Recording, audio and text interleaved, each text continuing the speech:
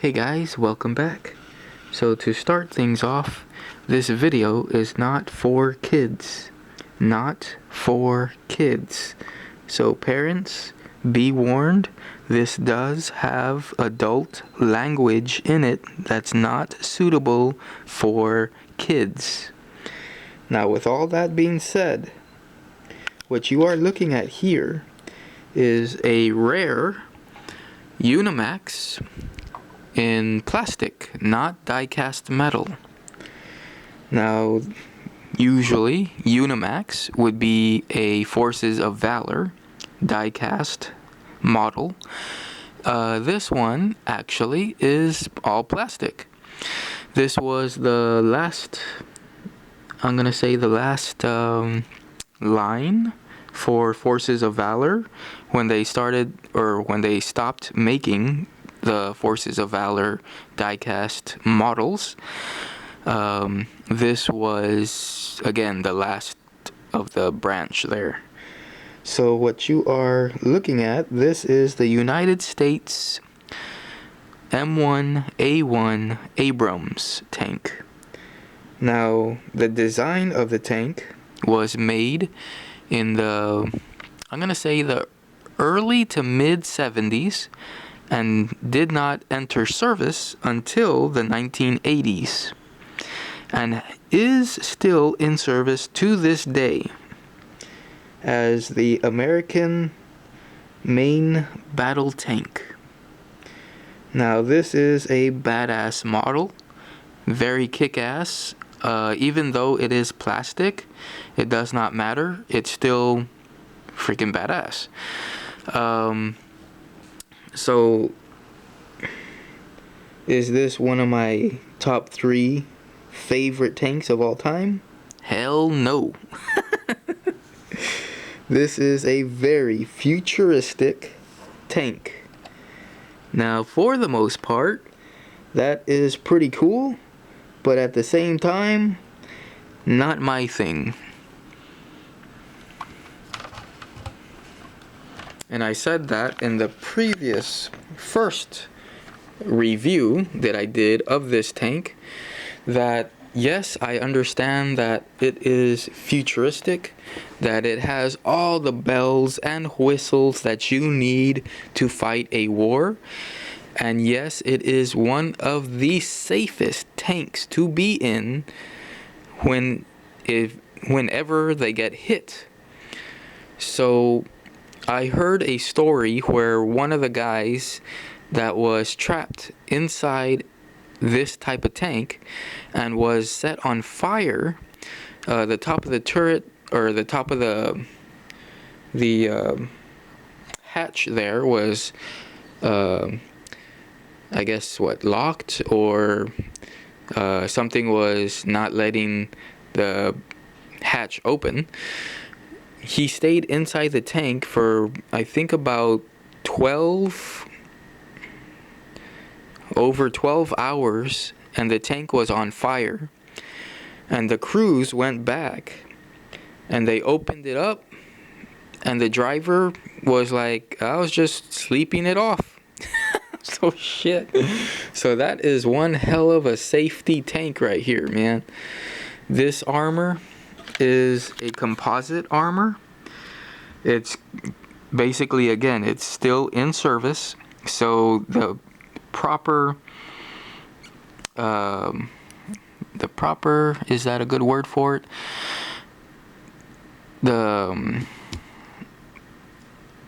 How much armor it has, the composites, what's in the composite, and all this stuff is kept classified, as far as I know, of course. But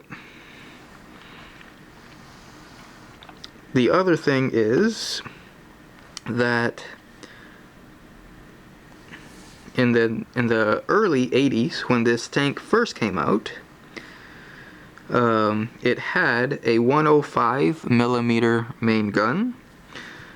This one, that's the M1A1, has the 120 millimeter smooth bore gun, and the 50 cals right here.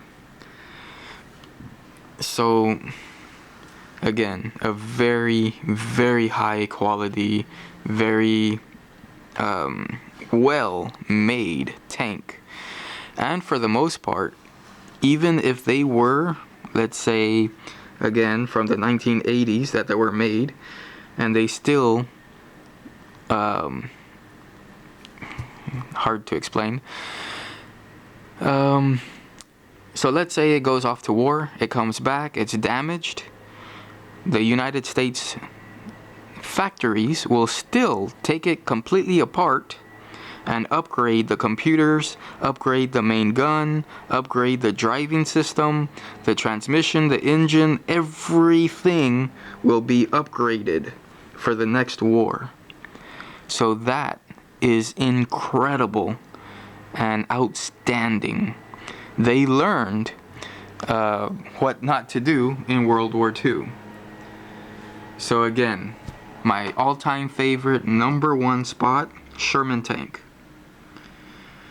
But again, they left them over there, overseas. They sold them to different countries that were still in war. I believe the Balkan War, the Yugoslavian wars, Korean War, all these different types of wars, they would still use the Sherman tank. So after that, I'm assuming, of course, I'm not saying they went from this to this, no. But eventually, yes, they did, because again, United States, and again, United States. But what I'm saying is, well, if you guys really want to know, this replaced the United States M60 tanks, the M60 my God, I can't talk. The M60 Patton tank, okay? So the Patton tank was a great tank. I freaking love that design. Freaking badass. I love that design more so than the Abrams, but that's just me. Now again, why are you looking at Raphael? He was a gift, and I still have him, and he's right here on the Abrams. So he always stays there. And why do we have a Tinkerbell? Well, I mean, why not? So there you go. Anyway, let's show you that this is the only detail that you get right here that you can actually open up. The Forces of Valor, you could swing these open.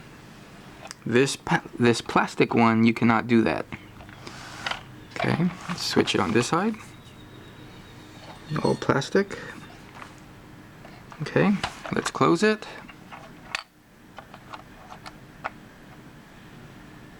Okay. And this is a huge tank compared again to a Sherman tank, which let's compare it.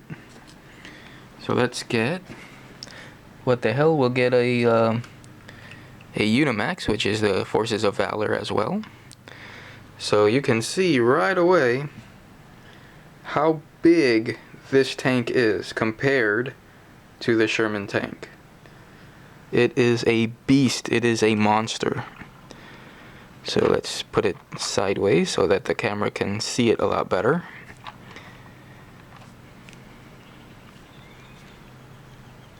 I mean, look at that. Look at the size of the turrets, the gun, the hulls. I mean, damn. After World War II, they started making bigger tanks. And again, they learned from their mistake in World War II, World War I, all that. Here's the Tiger comparison. So this had the 88. This one is the 105. Well, this one's the 120 with the smooth bore there. But as you can see, it's a hell of a lot longer than the Tiger. And it has a hell of a lot more armor than the Tiger as well. Now, there is a lot of hearsay and this and that and all this bunch of crap. about this is the best tank in the entire world right now, present day. It very well could be. But the British Challenger is a damn good tank as well.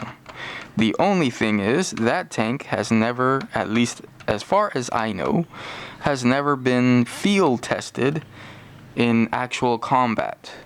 Now, I could be wrong, but that's what I hear.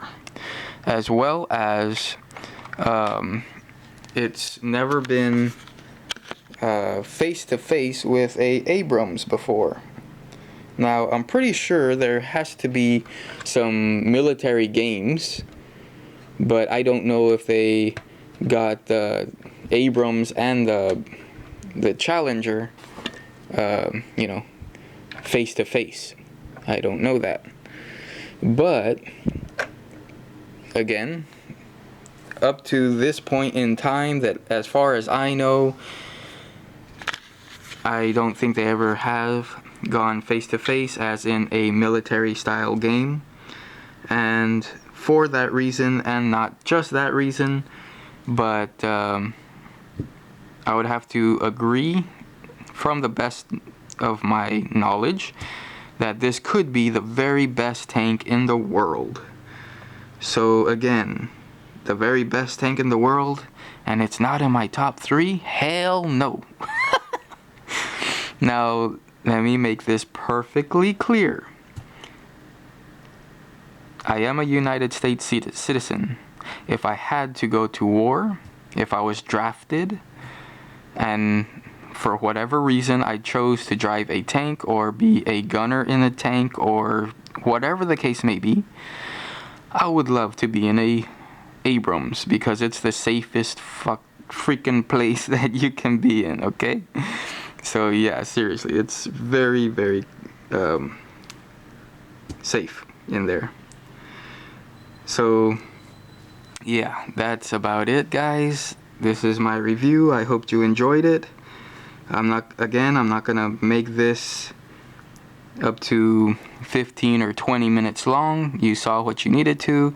And which reminds me, let's push this tank so you can see that the tracks do move.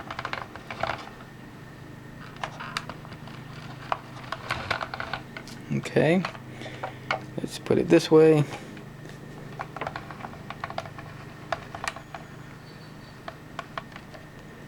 Okay, let's go this way.